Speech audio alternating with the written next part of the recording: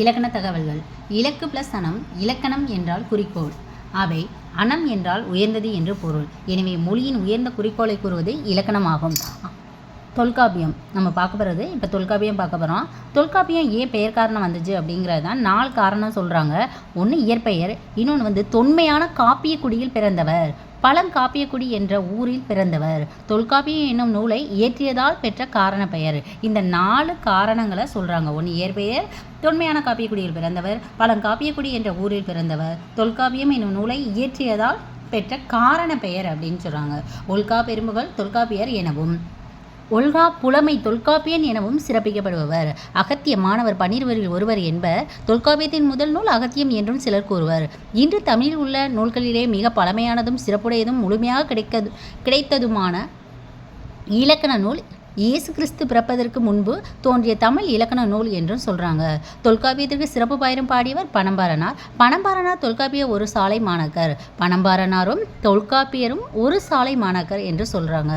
தொல்காப்பியத்திற்கு சிறப்பு பாயிரம் பல அரிய செய்திகளை தொல்காப்பியத்தின் சிறப்பு பாயிரம் பல அரிய செய்திகளை எடுத்து எம்புகிறது.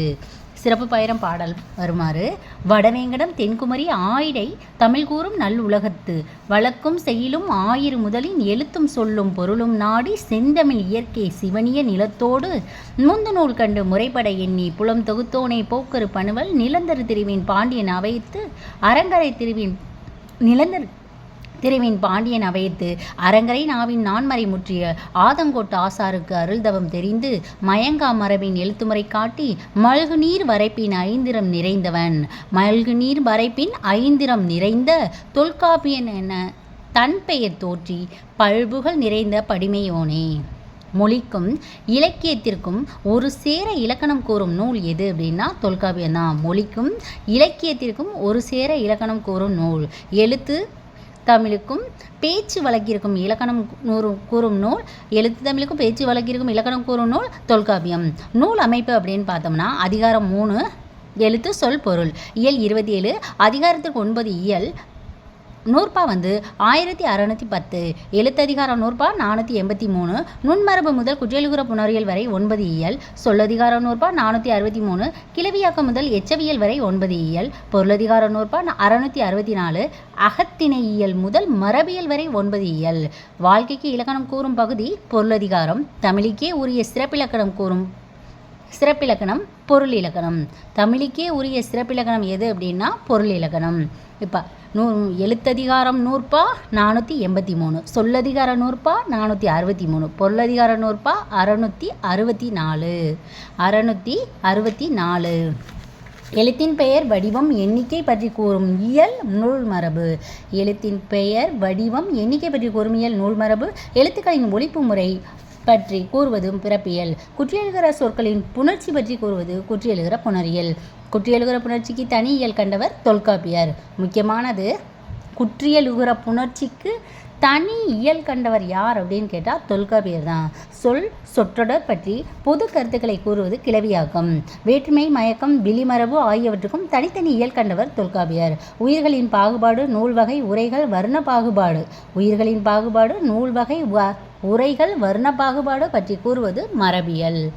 உயிர்களின் பாகுபாடு, நூல்வகை, உரைகள், வர்ண பாகுபாடு பற்றி கூறுவது மரபியல். உடன்கட்டை ஏறுதல் குறித்து புறத்திணையியல்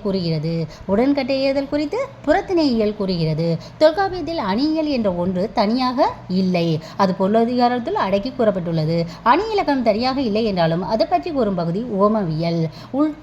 உள்ளத்து உணர்ச்சிகளை அவ்வாறே உடலில் வெளிப்படுத்துவது மெய்ப்பாடு. உள்ளத்து உணர்ச்சிகளை அவ்வாறே உடலில் வெளிப்படுத்துவது மெய்ப்பாடு. இதன் இலக்கணம் கூறும் பகுதி மெய்ப்பாட்டியல். செய்திகள்.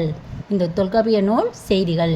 எழுத்ததிகாரத்தில் எழுத்து 30, சார்பெழுத்து 3. தொல்காப்பியர் கூறும் சார்பெழுத்து 3. இதை நன்னூல்ல அப்படின்னா 10. தொல்காப்பியர் சார்பெழுத்து 3 அப்படின்னு சொல்கிறாங்க. மொத்த எழுத்து 33. மிடற்றில் பிறப்பது உயிரெழுத்து உயிரெழுத்தும் இடையெழுத்தும். மிடற்றில் பிறப்பது உயிரெழுத்தும் இடையெழுத்தும்.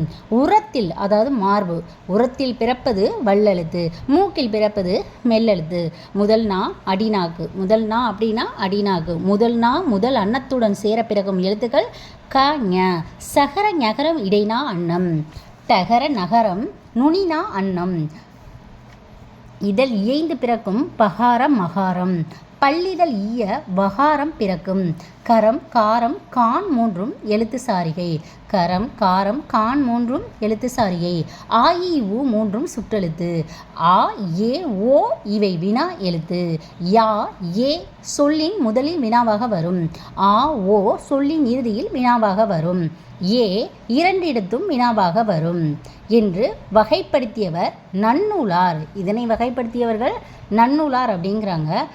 அதோனி என்பதற்கு எங்கே என்று பொருள். அதோனி என்பதற்கு அங்கே என்று பொருள். திணை 2 உயர்திணை அக்திணை. திணை 3 உயர்திணை அக்திணை விரவு திணை. திணை 2ன்னு சொல்கிறாங்க உயர்திணை அக்திணைன்னு. இப்போ இந்த கீழே திணை 3 உயர்திணை அக்திணை விரவு திணை அப்படிங்கிறாங்க. புணர்ச்சி 2 வேற்றுமை புணர்ச்சி அழ்வழி புணர்ச்சி. மொழி முதல் மெய்கள் 9. மொழி முதல் மெய்கள் 9. க ச த ப ஞ ந ம ய வா அப்படிங்கிறது. 12 உயிருடனும் சேர்ந்து மொழி முதலில் வரும் மெய்கள் 5. 12 உயிருடனும் சேர்ந்து மொழி முதலில் வரும் மெய்கள் 5. க த ப ந ம. க த ப ந ம. சகரம் ஆ ஐ அவ் என்ற மூன்றுடன் சேர்ந்து மொழி முதலில் வராது. ஆவோடு அல்லது யகரம் முதலாது வேற்றுமை. ஆவோடு அல்லது யகரம் முதலாது. அதாவது என்ன சொல்கிறாங்க அப்படின்னா யகரம் ஆ ஓடு வராது அப்படிங்கிறாங்க. ஆவண்ணா அந்த இருக்குல்ல அதோட வராது. வேற்றுமை 8.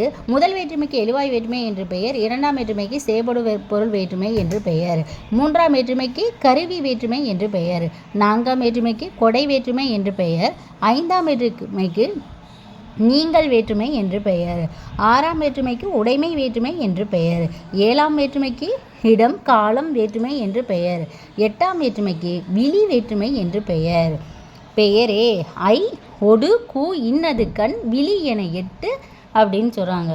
பெயரே ஐ ஒடு கூ இன்னது கண் விழி என 8. ஐ ஒடு அப்படின்னு தொல்காப்பியர் தான் சொல்லுவாங்க. ஐ ஒடு கூ இன் அது கண் விழி என 8. அப்போ சேபடு பொருள் வேற்றுமை அப்படின்னா இரண்டாம் வேற்றுமை. கருவி வேற்றுமை அப்படின்னா 3. கொடை அப்படிங்கும்போது 4. நீங்கள் அப்படின்னா 5. நீங்கள் 5. ஆறாம் வேற்றுமைக்கு உடைமை வேற்றுமை. ஏழாம் வேற்றுமைக்கு இடம் காலம். எட்டாம் வேற்றுமைக்கு விழி வேற்றுமை. உருவு இல்லாத வேற்றுமைகள் முதல் 8ஆம் வேற்றுமை ஆகும். உருவு இல்லாத வேற்றுமை எது அப்படின்னு கேட்டால் முதல் வேற்றுமையும் 8ஆம் வேற்றுமையும் அப்படிங்கிறாங்க. உருவு இல்லாத வேற்றுமை. அதுக்கடுத்து ஐயன பெயரிய வேற்றுமை என உருவின் அடியாகவும் பெயர் கொடுத்தவர் தொல்காப்பியர். ஐயன பெயரிய வேற்றுமை என உருவின் அடியாக பெயர் கொடுத்தவர் யார் அப்படின்னா முக்கியமான கொஸ்டின். ஐயன பெயரிய வேற்றுமை என உருவின் அடியாக பெயர் கொடுத்தவர் யார் அப்படின்னா தொல்காப்பியர். தொல்காப்பியர் சொன்ன 3ஆம் வேற்றுமை உருபு ஒடு என்ற ஒன்றை மட்டும்தான். தொல்காப்பியர் சொன்ன 3ஆம் வேற்றுமை உருபு ஒடு என்ற ஒன்றை மட்டும்தான். ஓர் உருபு வரவேண்டிய இடத்தில் வேறொரு உருபு வரின் அது வேற்றுமை மயக்கம் எனப்படும். ஒரு உருபு வரவேண்டிய இடத்தில் வேறொரு உருபு வரின் அது வேற்றுமை மயக்கம் எனப்படும். அடிப்படை சொற்கள் 2 பெயர்ச்சொல் வினைச்சொல். பெயரையும் வினையையும் சார்ந்து வரும் சொற்கள் என்ன அப்படின்னா இடைச்சொல் உரிச்சொல். பெயர்ச்சொற்கள் மட்டும் வேற்றுமை உருபு ஏற்கும். பெயர்ச்சொல் காலம் காட்டாது. காலம் காட்டும் பெயர்ச்சொல் வினையாளனையும் பெயர் மட்டுமே. பெயர்ச்சொல் வேற்றுமை உருபு ஏற்கும். பெயர்ச்சொல் காலம் காட்டாது. காலம் காட்டுச்சு அப்படின்னா காலம் காட்டும் பெயர்ச்சொல் வினையாளனையும் பெயர் மட்டுமே அப்படின்னு சொல்கிறாங்க. வினைச்சொல் வேற்றுமை உருபுகளை ஏற்காது. வினைச்சொல் வேற்றுமை உருபை ஏற்காது. அப்படி வேற்றுமை உருபை ஏற்றுச்சு அப்படின்னா அது பெயர்ச்சொல். வேற்றுமை உருபை ஏற்காது அப்படின்னா வினைச்சொல். வினைச்சொல் மட்டுமே காலம் காட்டும். காலத்தையும் காட்டி வேற்றுமை உருபுகளையும் ஏற்கும் சொல் வினையாளனையும் பெயர் மட்டுமே ஆகும். காலத்தையும் காட்டி வேற்றுமை உருபுகளை ஏற்கும் சொல் வினையாளனையும் பெயர் மட்டுமே ஆகும். காலம் 3 வகைப்படும். தொல்காப்பியர் காலம் காட்டும் இடைநிலைகளை கூறவில்லை. தொல்காப்பியர் காலம் காட்டும் இடைநிலைகளை கூறவில்லை. பவணந்தி கூறுகிறார் நன்னூல்ல. முக்காலத்தையும் காட்டும் வினை குறிப்பு வினை. முக்காலத்தையும் காட்டும் வினை குறிப்பு வினை. ஒரு காலத்தை மட்டும் காட்டும் வினை தெரிநிலை வினை. குறிப்பாக வினையை உணர்த்துவது குறிப்பு வினை. தெளிவாக வினையை உணர்த்துவது தெரிநிலை வினை. கரியன் எளியன் இனியன் போன்றன குறிப்பு வினை. கரியன் எளியன் இனியன் போன்றன குறிப்பு வினை. வந்தான் பார்க்கிறான் சொல்வாள் போன்றன தெரிநிலை வினை.